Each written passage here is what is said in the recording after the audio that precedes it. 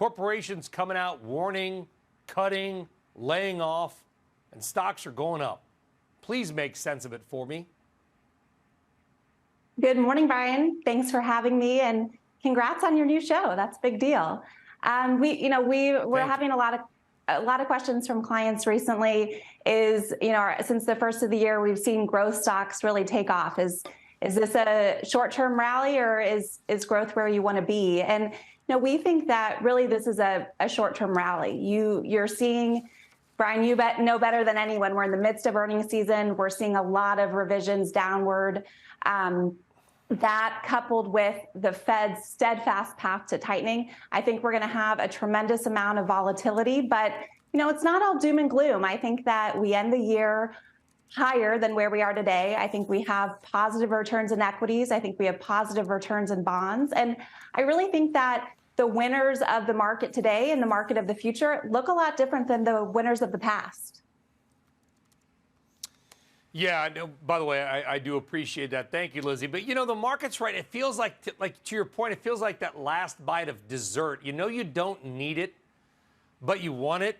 And then you eat it. And then you're like, why did I do that? I kind of feel like that's how the market is right now. Like I can't square the strength to say, let's throw a bunch of new money at it, right? I mean, what are you advising clients to do right now?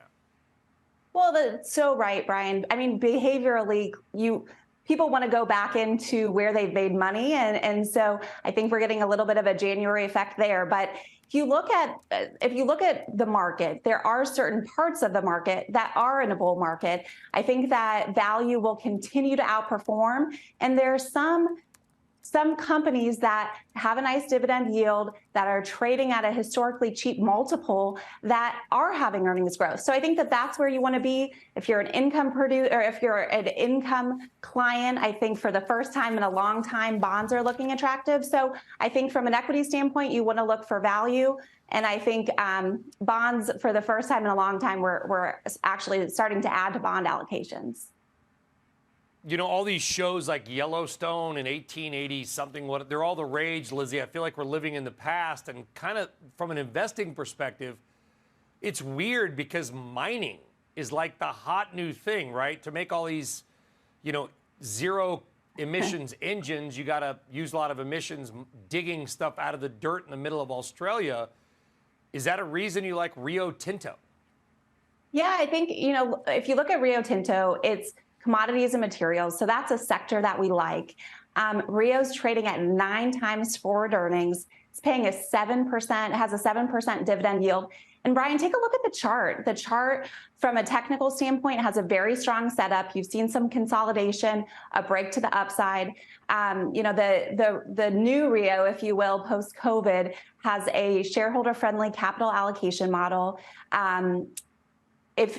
Certainly Rio will do well as China reopens. So with Rio, you get a 7% yield. You have some international exposure there. And then I think from a technical standpoint, it's really set up to do well. What's the next big thing you are watching from a macro perspective, Lizzie? What's next on your radar? Yeah, I think that, there's a lot of big reports coming out. Certainly the Fed.